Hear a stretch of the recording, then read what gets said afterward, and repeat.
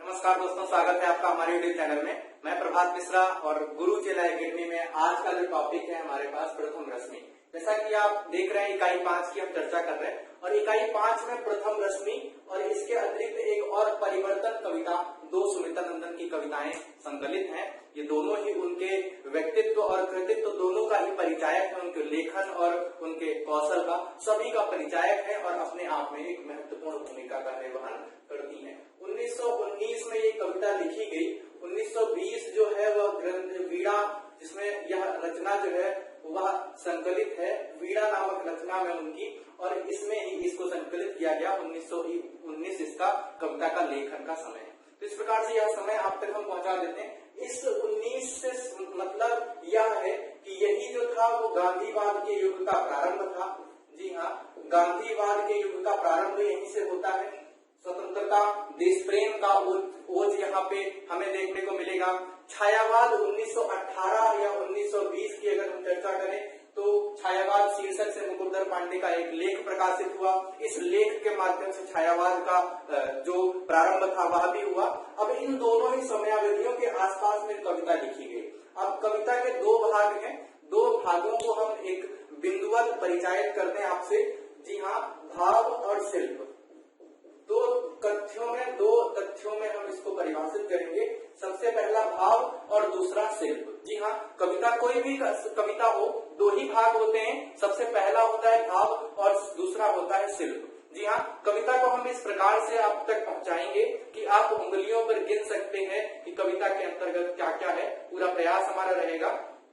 यहाँ पे हमने कुछ उप विषय लिखे रखे हैं जो कविता के समय समय पर कविता के एक समग्र को अपने अंदर समाहित करते हैं। जैसे यहाँ पे प्रथम किरण और जागृति और उल्लास, मधुर स्वप्न व जुगनू, सूती कलियों को प्रणय व्यापार। इस प्रकार से कविता को छोटे छोटे भागों में हमने बांटा है, एक छोटे छोटे शीर्षकों से। आप 4, 5, 6 लाइन जो है, आपको पंक्तियां जो है, एक एक शीर्षक से आपको उनके बारे में समझ में आ जाएगा। यहाँ पे कविता की कुछ उक्त पंक्तियां हैं जिनके माध्यम से कविता की समग्र कसौटी को हम परख सकते हैं। यहाँ पे दो बातें हैं, सबसे पहला भाव, दूसरा शिल्प। अब यहाँ पे भाव कैसा है, कविता का भाव पक्ष क्या है। यहाँ पे भाव पक्ष के अंतर्गत क्या आ जाएगा, कथ्य, यानी जो कविता का कथ्य है, कथानक है। कविता के अंतर्गत संदेश क्या दिया जा रहा है, कविता का उद्देश्य क्या है, इन सभी चीजों को हम इसके अंदर परिचय करेंगे।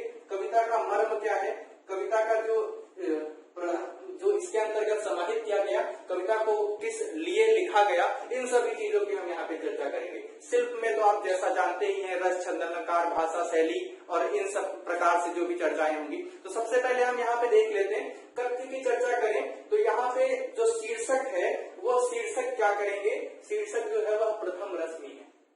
अगर हम माने कविता का जो शीर्षक है, जैसे यहाँ पे प्रथम रश्मि है तो प्रथम रश्मि कविता का शीर्षक है। प्रथम रश्मि यानी भोर की पहली किरण। जी हाँ, भोर की पहली किरण जो ऐसे विरोधी समयांतराल के अंतर्गत आ रही है जहाँ पे तारों की चमक धूमिल हो रही है और सूर्य की प्रखर आभा जो है वह भी उतनी प्रखर नहीं हो पाई। ऐसा मध्यवर्ती समय, ऐसा विरोधाभास समय जो है कथ्य के रूप में दर्शाया जा रहा है। ऐसा समय की चित्रण किया गया है जहाँ पर जो रात्रि है वह भी पूरी तरह से समाप्त नहीं हुई है, सभी निद्रा में विलीन है, सभी अपने कर्मेंद्रियां और ज्ञानेंद्रियां दोनों ही अवस्थाओं से सुप्त हैं, सोए हुए हैं। ऐसी स्थिति का वर्णन किया गया है, ऐसे विरोधी समय का वर्णन किया गया है। न तो प्रभात की लालिमा चरम पर है और न ही अंधकार अपने समय को खो चुका है। ऐसी ये विरोधाभासी स्थिति का इसके अंतर्गत वर्णन किया गया है। जैसे संदेश क्या दिया जा रहा है, ये संदेश जो है, ये संदेश क्या है, खुले पलक फैली सुवर्ण छवि,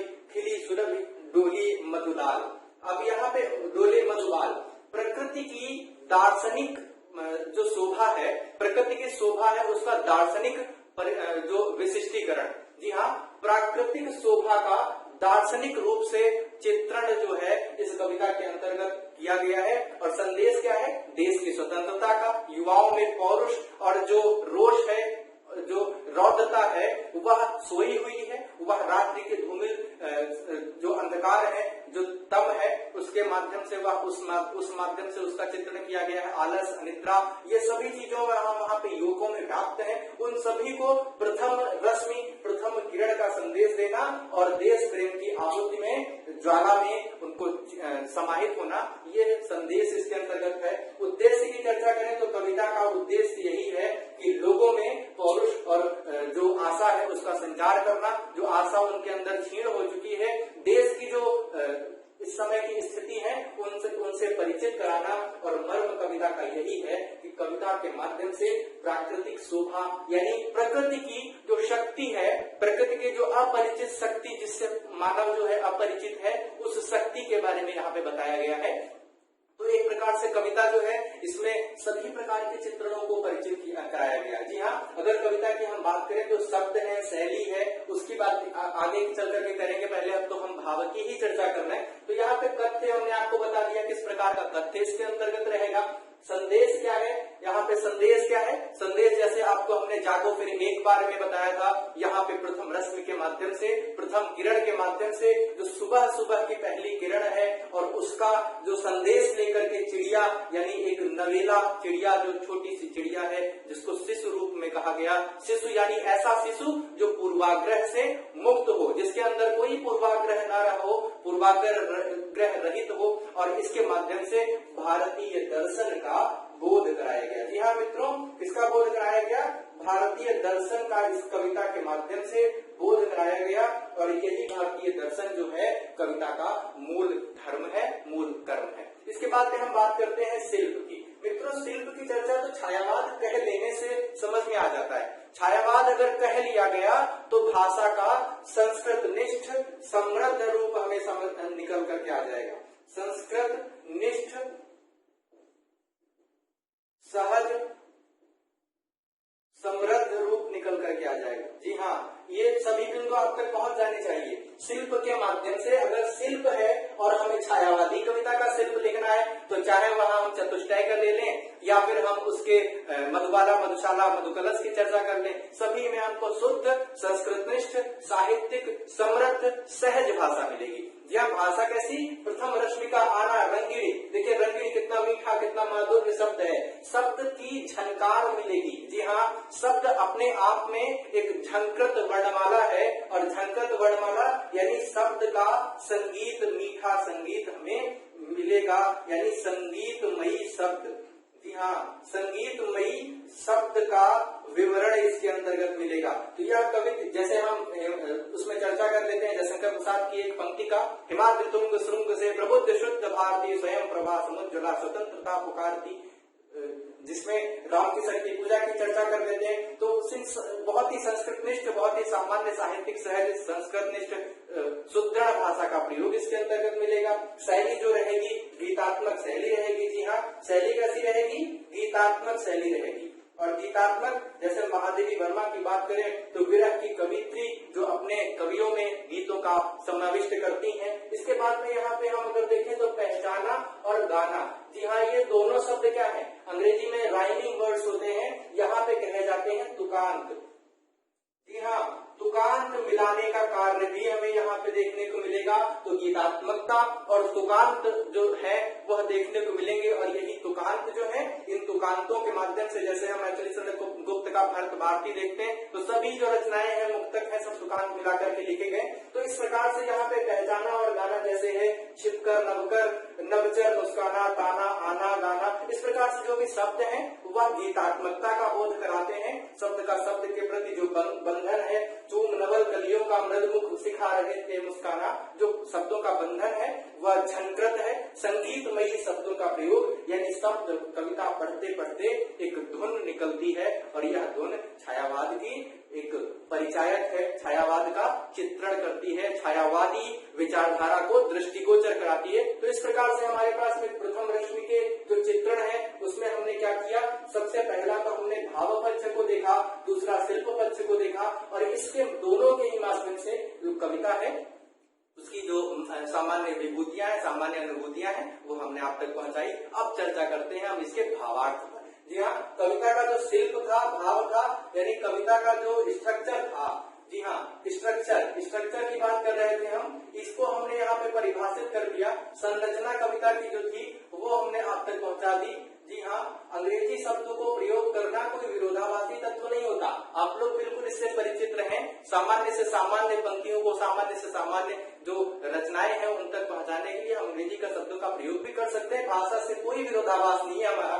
हम यहाँ पे देखते हैं, अब भावार्थ की चर्चा करते हैं। सुमित्रानंद पंत प्रकृति के सुकुमार कवि के, अब यहाँ पे हम चर्चा करेंगे कविता के भावार्थ की। मित्रों, भावार्थ जो है प्रारंभ करते कविता का वाचन, कविता का पाठन। अब इसमें बात करेंगे प्रथम रश्मि का आना रंगीणी तूने कैसे पहचाना।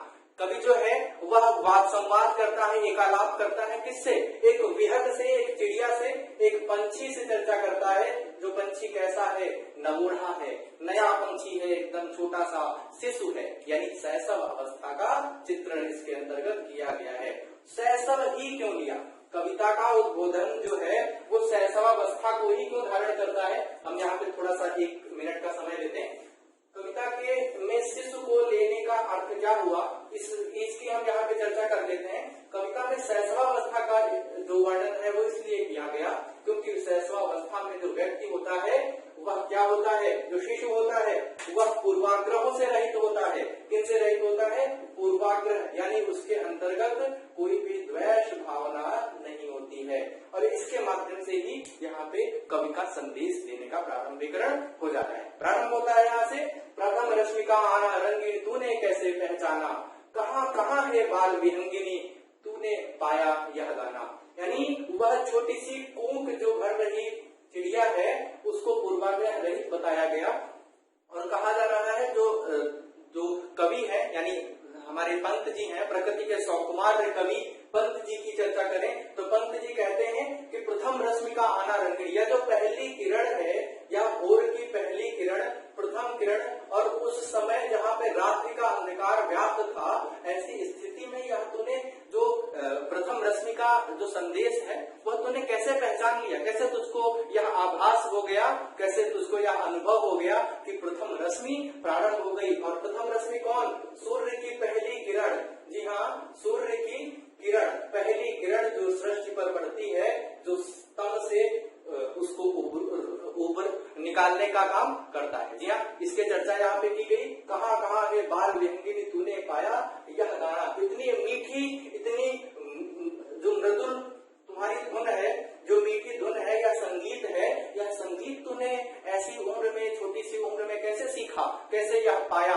तो उसके पूर्वाग्रह से रहित अवस्था को बताया गया जिसमें वह मीठी धुन में गा रही है, यानी उसमें कोई दोष नहीं है किसी भी प्रकार की। इसके बाद में फिर देखते हैं, सोई थी स्वप्न नीड़ में पंखों के सुख में छिपकर। जी हाँ, सोई थी। अब देखिए उसी की स्थिति का वर्णन कर रहे हैं कि वो जो चिड़िया है वह सोई थी पंख नीड़ में, पंखों के सुख में छिपकर, शशि किरणों से उतर उतर कर।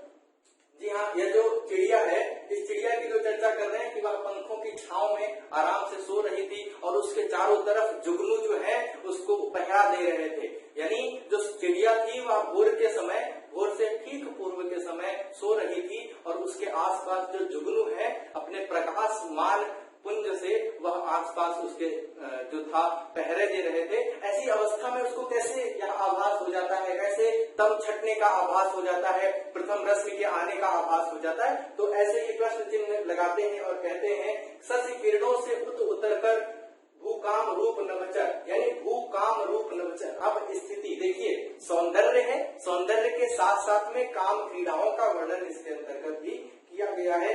कवि का जो इसका सौंदर्य है, काम क्रीड़ा, इसका भी वर्णन इसके अंतर्गत कर लेते हैं। और वह कहते हैं कि जो रात्रि का समय है, उस रात्रि के समय में काम जो है वह नभ से उतर कर पृथ्वी लोक पर आते हैं और पृथ्वी लोक पर आकर के करते हैं चूम नवल कलियों का मृदमुख सिखा रहे थे मुस्काना। अब देखिए, प्रणय वेदना। अब हम सबसे पहले यहाँ पे हमने जो विषय रखे हैं, इन विषयों के माध्यम से आप तक हम जानकारी पहुंचाते हैं। यहाँ पे देखिए, प्रथम रश्मि किरण, जागृति और उल्लास, बड़ा हर्षोल्लास का समय है। प्रथम रश्मि उतर करके आई। अब देखिए विरोधी तत्व क्या है? तम। जी हाँ, तम जो है वो सुप्त पड़ रहा है, धीमा पड़ रहा है, और जो प्रकाश है वो प्रकाश धूमिल है। जी हाँ, धूमिल प्रकाश। अब ये दोनों विरोधी तत्व हैं, इन दोनों विरोधी तत्वों की चर्चा की जा रही है। अब देखिए ये क्या है? तम जो है वह भी सुप्त अवस्था में है, यानी जो अंधकार है, जो चांदनी है, वह भी एकदम समाप्त नहीं हुई है, उसका भी प्रभाव है। और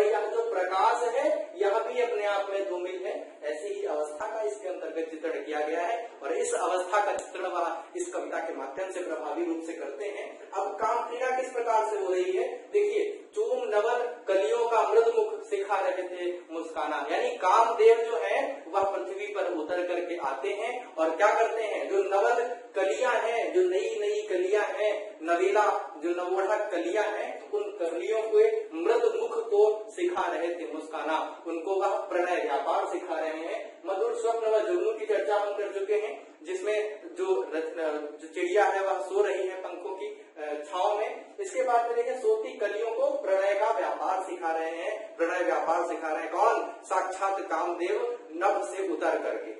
अंधकार स्तब्ध सहसा कूप, इसका चित्रण करते हैं। अब यह स्वतंत्रता का उद्बोधन होता है, इसी के माध्यम से यहाँ पे चर्चा होगी कि विचर रहे थे स्वप्न अवधि में तब ने था मंडप ताना। अब स्वप्न अवधि में तब ने था मंडप ताना, यानी रात्रि का जो घनघोर रात्रि का समय है, उस घनघोर रात्रि की चर्चा हो रही है और उस समय क्या है, विचर रहे थे स्वप्न अवधि में तब ने था मंडप ताना, यानी सारा जो संसार है वह तम के मंडप के अंतर्गत छाया हुआ था। समस्त संसार में तम यानी अंधकार छाया हुआ था, और अंधकार क्या है, ये परतंत्रता का अंधकार है। और परतंत्रता का अंधकार देखिए, यहाँ पे जो इंगित है, जो इंगितों का प्रयोग किया गया है, इंगितों के माध्यम से ही यहाँ पे लोगों में स्वतंत्रता का उद्बोधन कराया जा रहा है। इसके अंतर्गत किसने तुझको अंतर्यामिनी बतलाया उसका आना, देखिए अब कितना अच्छा विशेषण, सटीक विशेषण प्रयोग किया गया है। अब ये विशेषण क्या है, इसके माध्यम से कह रहे हैं कि किसने तुझको अंतर्यामी, अब वही प्रथम रश्मि का आना रंगिणी, वो जो विहग है, वो जो चिड़िया है, उसके माध्यम से वह बता रहे हैं किसने तुझको अंतर्यामिनी बतलाया उसका आना, कि किसने ऐसे अंधकार में जब सब सो रहे हैं, सब जो निद्रा में लीन है, यहाँ पे अंधकार छाया हुआ है, सभी स्तब्ध है, उस सहज सभी स्तब्ध लोगों के बीच में ये सहसा कूक तेरी कैसी आ जाती है, अंतर्यामिनी, उसको चर्चा करते हैं। इसके अलावा एक शब्द का प्रयोग किया जाता है, बहुदर्शिनी। जी हाँ, बहुदर्शिनी इसमें पंत जी ने प्रयोग किया है, किसको, किसके लिए, ये चिड़िया जो है उसी के लिए बहुदर्शनी ऐसे शब्द का प्रयोग किया है। इसकी आगे व्याख्या चल करके करते हैं। चक्र रच रहे थे फल निश्चर, चला कुटोना गाना। अब ये देखिए, ये भी पंक्ति बहुत अच्छी है, बहुत समृद्ध पंक्ति है, फिर से इसकी चर्चा करते हैं। चक्र रच रहे, चक्र किस प्रकार का, चक्रव्यूह रच रहे थे, कौन, अब रात्रि के समय में चक्रव्यूह रचने का काम कौन करेगा, निशाचर, खल निशाचर, जो राक्षस हैं, जो निशाचर हैं, निशा में भ्रमण करने वाले जो राक्षस हैं, वह चक्रव्यूह रच रहे हैं, चला कुबुक टोना माना, और टोने टटके जैसी मंत्रणा हो रही है। तो ऐसे यहाँ की व्याख्या की जा रही है, व्याख्यायित किया जा रहा है। अब देखिए, इन दोनों पंक्तियों के माध्यम से हम आपको बताते हैं कि किस प्रकार से वह विरोधाभासी पंक्तियों का चित्रण करते हैं, किस प्रकार से वह इस समय को, इस स्थिति को वर्णित करते हैं। जी हाँ, अब देखिए, एक चांदनी क्रीड़ा करता है और एक प्रकाश में क्रीड़ा करता है। अब दो विशेषणों का प्रयोग किया गया है।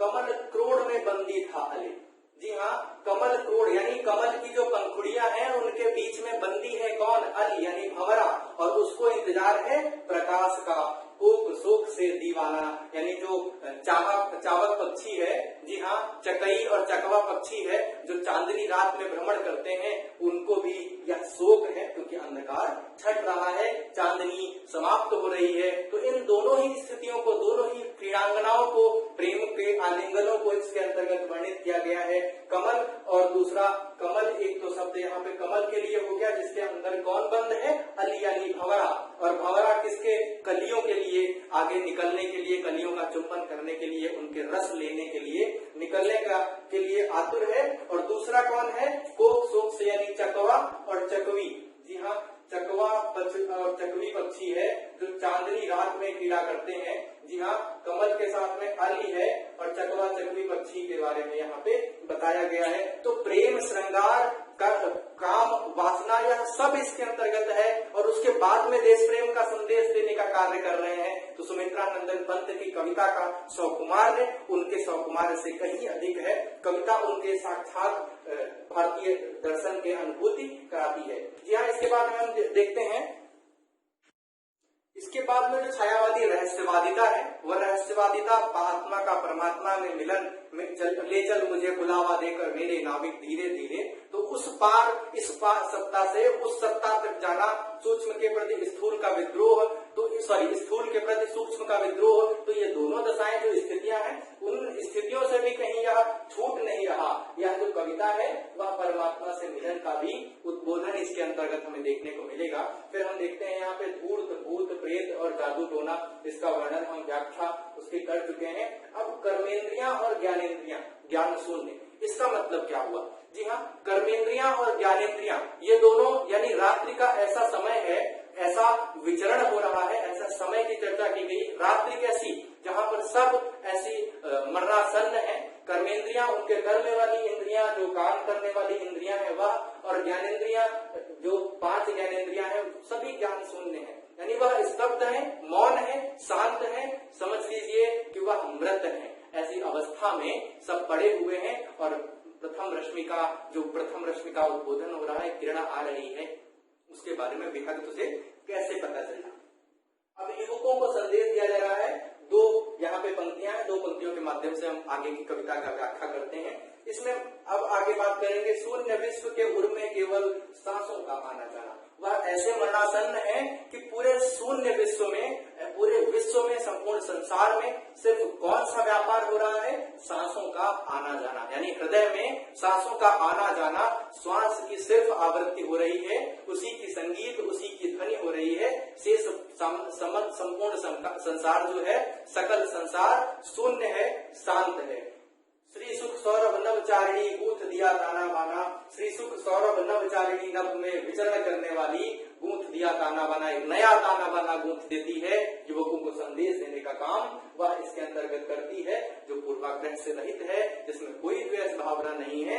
इसके बाद में निराकार तुम मानो सहसा ज्योति कुंज में हो साकार, यानी निराकार। देखिए अब इसके अंतर्गत पौराणिक व्याख्यान भी इसके अंतर्गत मिलेगा। एक छोटी सी कविता में संपूर्ण चित्रण उसके अंतर्गत कर दिया गया है। निराकार तुम हो मानो सहसा ज्योति पुंज में हो साकार, यानी ज्योति रूपी पुंज में तुम साकार हो, निराकार हो।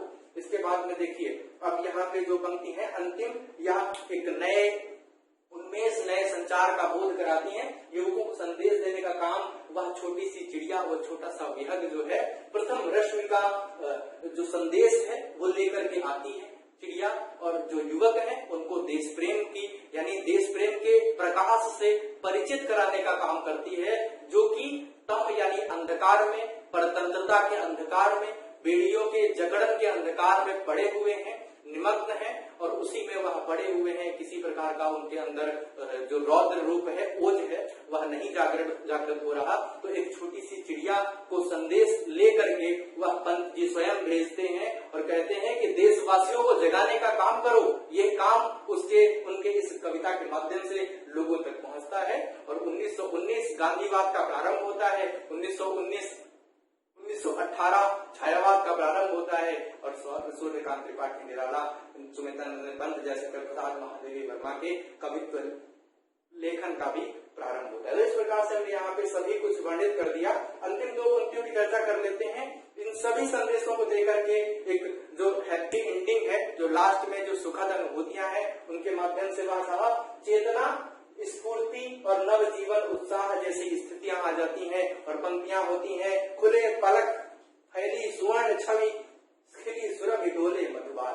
जी हाँ, मैंने आपको बताया अंतिम पंक्तियां बहुत गीतात्मक हैं, और कहते हैं कि खुले पलक फैली सुवर्ण छवि खिली सुरभ डोले मधुबाल, यानी समस्त संसार में उस किरण के माध्यम से, जैसे ही किरण आती है, पहली किरण आती है, धीरे धीरे सब लोग जागृत होने लगते हैं, सबकी निद्रा खुल जाती है, और संपूर्ण संसार में एक प्रकाश फैल जाता है, प्रकाश पुंज फैल जाता है, और सब खिलखिला करके उठ जाते हैं। उस नई सुबह का, उस 1947 का इसके अंतर्गत वर्णन किया गया है कि उस 1947 यानी भारत की आजादी, भारत की स्वतंत्रता, लोगों की स्वतंत्रता, लोगों में जो चाव है, लोगों में जो उल्लास है, नव उल्लास है उसकी वर्णन इसके अंतर्गत, उसकी जो अनुभूति है उसका विचरण इसके कविता के अंतर्गत हो रहा है। आपको सभी चित्रों का हमने आपको परिचित कराया।